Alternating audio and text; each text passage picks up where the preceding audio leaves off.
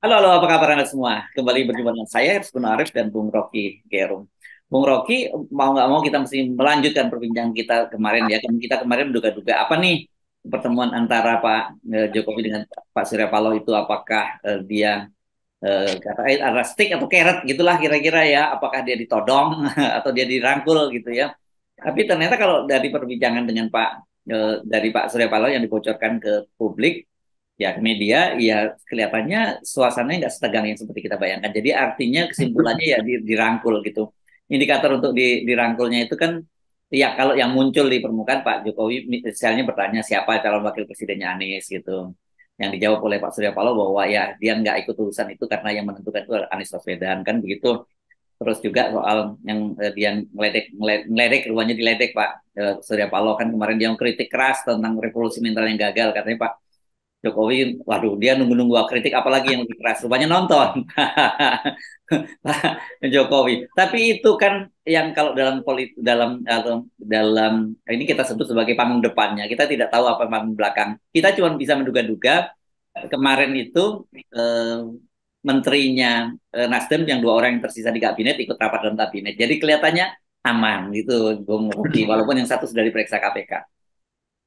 Iya kan kemarin kita bahas apakah ini kita pakai istilah apa kemarin ya? Ya itu itu di apa? Kok jadi ditodong Ditodong. atau dirangkul lah kira-kira begitu kalimatnya. Yes, oke. Tapi Hmm. kita bilang memang dirangkul tuh Hmm. kelihatannya. Karena seolah-olah kepentingan istana hari ini adalah memastikan bahwa Prabowo. Jadi lebih penting sebetulnya memastikan Prabowo jadi daripada menghalangi Anies kan itu Ya, ya, dasarnya ya. tuh. Ya, Nanti ya. habis energinya buat halangin Anies tuh. Jadi Jadi todong atau kelihatannya disogok? Sorry, kemarin kita istilahnya begitu kalimat kita kemarin. di ditodong apa disogok gitu. Ya, ya. Jadi kelihatannya memang benar itu disogok tuh Hmm. sehingga mulai timbul semacam spekulasi bahwa ya Jokowi akhirnya menerima fakta bahwa menghalangi Anies itu buang energi juga tuh. Hmm. Mending promosikan Prabowo sehabis-habisan karena itu yang terjadi tuh. Jadi kelihatannya setelah Presiden Jokowi menganggap bahwa jumlah dukungan pada Prabowo sudah melampaui signifikansi karena si Muni si siapa namanya Muni ini gue suka lupa nih teman gue Budi itu Aristiadi, Budi Menkominfo. Hmm. sudah Pak Menko, di Pak Menteri sekarang oh, panggilnya. sorry. Hmm. Pak Menteri terima kasih sekaligus selamatin dia dulu deh. Pak Menteri Budi Aris Setiadi dinyatakan sebagai Menteri Menko Info itu artinya dukungan Budi terhadap Prabowo memang direstui oleh Jokowi kira-kira begitu kan gambarnya. Hmm. Hmm. Dan tentu saudara Menteri ini saudara Budi ada sebut aja si Muni lah. Muni kita anggapnya dia masih projo kan. Jadi saudara Muni ketika di projo itu mengalihkan seluruh dukungan pada Prabowo itu artinya sepengetahuan atau sesuruhan Jokowi. Nah Hmm. kalau dia sekarang jadi menteri itu makin firm bahwa memang Jokowi menghendaki seluruh aparatnya, Hmm. seluruh relawannya atau basernya atau satu kampung Jokowi itu bedol desa ke Gerindra itu Hmm. kepastiannya begitu. Nah ketika kepastian itu dapat maka Anies tentu di situ nggak bakal mengganggu lagi tuh karena Hmm. makin kecil potensi Anies untuk bertempur dengan Jokowi. Kira-kira itu bertempur dengan Dengan Prabowo. dengan Prabowo ya sama juga sebenarnya bertemu dengan Jokowi artinya kan. Hmm. Jadi saya kira itu intinya tuh dan itu yang menyebabkan ya Surya Paloh dianggap ya udah bukan lagi musuh yang berat sebetulnya tuh Hmm. ketika seluruh kekuatan sudah dialihkan ke Prabowo. Hmm. Ya, oke itu. Dan kemudian kalau kaitannya dengan apa dengan Ibu Megawati itu bukan berarti gini. Kalau saya tadi menduganya begitu. Pak Jokowi nggak ingin ada dia bertempur dalam beberapa front gitu. Dia memilih mana front yang harus dihadapi gitu dan front yang satunya dia coba rangkul kan dalam hal ini setidaknya kalau toh tidak semua Surya Paloh yang jadi motor di Koalisi Perubahan untuk Persatuan udah dia tundukkan gitu. Ya kelihatannya berpindah lagi kan arah pikiran Jokowi. Mending ambil risiko duel antara Anies dan Prabowo daripada dengan Megawati kan. Itu Hmm. sekaligus sinyal pada Megawati bahwa dia nggak diperlukan lagi itu. Jadi jangan lagi berharap Ganjar itu masih diasuh oleh Jokowi atau Ganjar nunggu restu Jokowi untuk dapat calon presidennya, calon wakil presiden itu udah selesai itu. Jadi Jokowi lempar barang baru tuh bahwa akan ada dua pasangan yaitu Prabowo dan Anies Baswedan. Itu aja gampangnya tuh. Bahwa masih ada pihak ketiga Ganjar ya itu tinggal bagian cawe-cawe kecil lah soal semacam itu. Karena makin lengkap pikiran kita atau pikiran publik bahwa memang Jokowi sudah tidak mau lagi pergi dengan Ibu Mega. Karena kan yang mesti kita hitung bukan Jokowi ingin Ganjar jadi presiden lewat Mega, Jokowi ingin dia jadi ketua PDIP, itu intinya tuh. Jadi dengan situasi semacam ini sebenarnya situasinya politiknya semakin tegang atau malah jadi lebih lebih turun tensinya, Bung Rocky? Saya kira memang makin tegang. Sebab kalau Prabowo dengan Anies itu dua front yang betul-betul bersiap untuk berlaga tuh. Kalau Megawati ya kita tahu jalan pikiran Megawati itu. Tapi Anies itu relawannya makin lama makin kuat, makin firm. Jadi kelihatannya bagus juga. Dan kita ingat Pak Prabowo mengatakan saya memang ingin head to head dengan Anies ya. Udah itu apa namanya jarum ketemu benang. Ketemu Jarum, benang jarum ya. ketemu benang itu tinggal dijahit. Ya, tinggal dijahit aja gitu ya. Oke, jadi kita udah bisa membayangkan ini kelihatannya Anies akan jalan terus gitu ya. Dan karena dengan Anda nyimpulkan karena ada pertanyaan dengan siapa nih wakilnya itu tadi itu clue-nya di situ gitu ya. Itu clue-nya Anies kan dulu kita tahu bahwa clue-nya Anies itu ya Kofifa tuh, tapi kemudian kelihatannya Kofifa nggak bisa untuk dampingi Anies ketika Anies kelihatannya belum firm untuk dicalonkan. Tapi mungkin juga sekarang muncul ide baru tuh Kofifa tuh. Itu berarti akan ada ketegangan lagi dengan SBY kan dengan AHY. Sebab kalau Jokowi masih tanya siapa calon wakil presidennya, itu artinya Jokowi nggak menginginkan AHY kira-kira begitu. Kan Jokowi tahu bahwa AHY yang diajukan oleh Anies sebetulnya. Oh, jadi sebenarnya Pak Jokowi tahu itu ya, tapi dia kemudian menyampaikannya melalui tadi itu pertanyaan siapa gitu ya. Iya itu artinya itu kirim sinyal pada SBY bahwa akhirnya belum tentu kalau Nasdem bisa dibujuk tadi atau dirangkul atau disogok itu bisa akhirnya juga nggak jadi lagi kan. Jadi itu ketegangan baru lagi di situ tuh. Jadi semua akal dipakai sebetulnya oleh Presiden Jokowi, bukan Presiden Jokowi, oleh Jokowi sebagai politikus itu. Kalau sebagai presiden mestinya dia diam-diam aja kan. Jadi ada dua Jokowi, Jokowi sebagai presiden dan Jokowi sebagai politisi atau politikus yang berupaya untuk punya grip pada 2024 supaya dia masih bermakna di setelah 2024. Kan ide Jokowi selalu dia harus jadi ketua partai gitu. Nah, mungkin dia coba di PDIP nggak bisa tuh. Lalu dia mulai coba di Golkar. Juga kelihatannya agak susah itu. Walaupun mungkin bisa terjadi juga dengan pemanggilan Erlangga. Atau bahkan Jokowi berpikir bahwa Gerindra aja kalau gitu kan. Kayak itu tempel Prabowo aja. Kan bisa terjadi juga. Gerindra itu diserahkan pada Jokowi. Kira-kira begitu tukar tambahnya kan. Bisa juga. Dan atau yang lebih gila lagi akhirnya pasangan berikut adalah Anies, Ganjar, dan Prabowo Jokowi. Jadi Prawi. Ya bisa ini kesintingan semacam ini bisa terjadi loh. Tiba-tiba Jokowi bilang oke, supaya lebih aman Gibran nggak bisa jadi wapres, oke saya aja jadi wapresnya Jokowi kan gampang. Bukan saya aja jadi wapresnya Prabowo. Karena tetap dalilnya dari awal waktu FNN mulai menganalisis, tetap dalilnya Jokowi tidak ingin lepas dari circle kekuasaan. Nah, bagaimana supaya nggak lepas? Ya dia mesti ada di dalam. Bagaimana supaya di dalam yang jadi ketua partai kan itu intinya kan.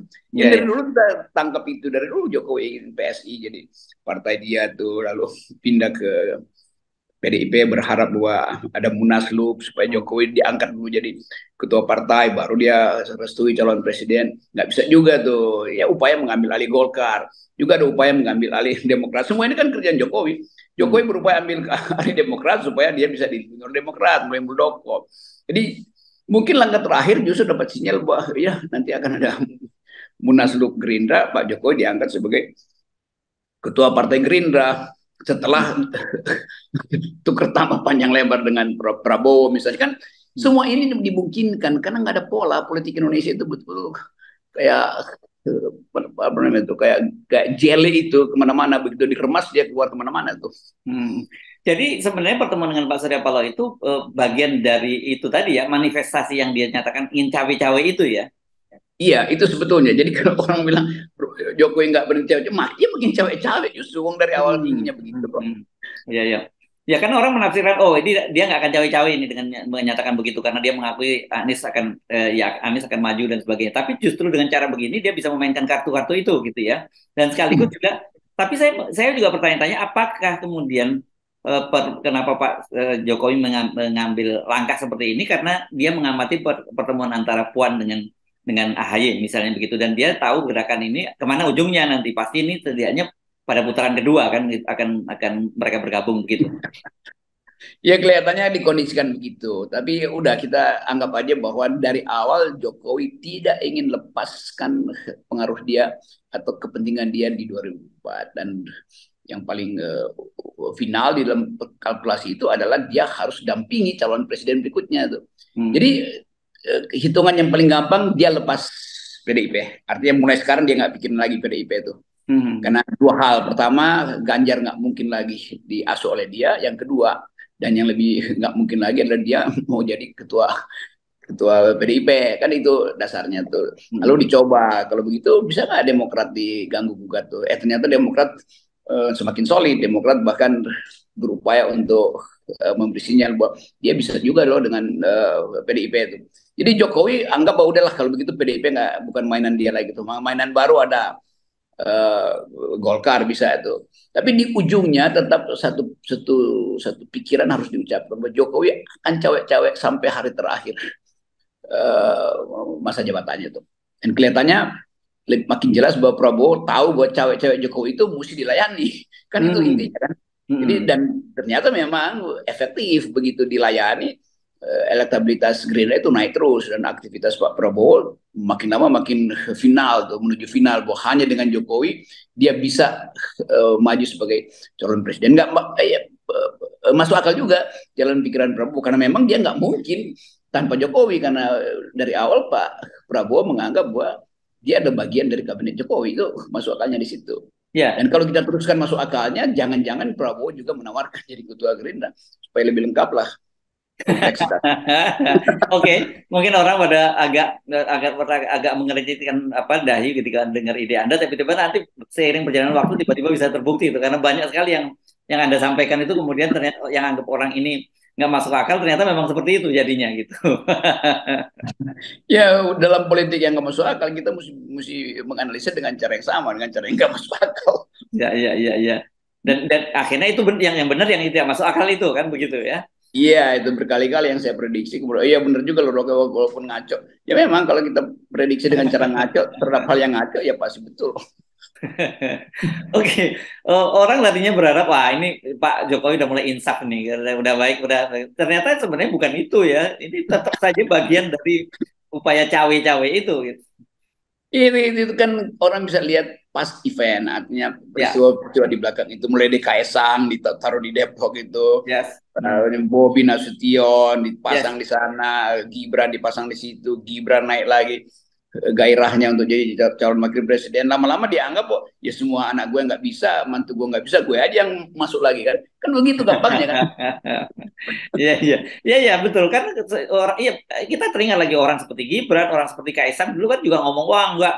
Pak Jokowi sendiri juga bilang anak saya nggak ada yang tertarik dengan politik kan begitu. Tiba-tiba sekarang yang terjadi gitu. Jadi ya saya makanya itu saya senyum-senyum dan saya coba mengikuti logika Anda gitu. Jadi kita tunggu dua kemungkinan yang sangat nggak masuk akal, tapi bisa terjadi. Satu, Ya. Jokowi jadi ketua Gerindra. Yang kedua, Jokowi jadi calon wakil presiden Prabowo. Itu kan dulu dipakai juga sebagai asumsi. Bagaimana kalau Jokowi jadi wakil presiden aja, kan masih bisa tuh. Ya. Walaupun ini juga harus lewat proses lagi, dan bukannya harus melalui Mahkamah Konstitusi juga, karena tafsirnya masih berbeda-beda nih soal apakah boleh seorang yang pernah menjadi presiden kemudian menjadi calon wakil presiden gitu. Walaupun presidennya pernah terjadi itu kalau di tingkat wali kota pernah terjadi itu, Bung Rok, itu di Surabaya pada waktu Risma waktu maju pada waktu itu kan wali kota sebelumnya juga menjadi wakilnya gitu. Tapi dia di tengah jalan kemudian mundur. Iya, itu ketika Mahkamah Konstitusi belum diasuh oleh Presiden Jokowi. Kalau sekarang kan udah diasuh Jokowi kan. Jadi itu bisa diselesaikan di meja makan keluarga Jokowi aja dengan iparnya kan.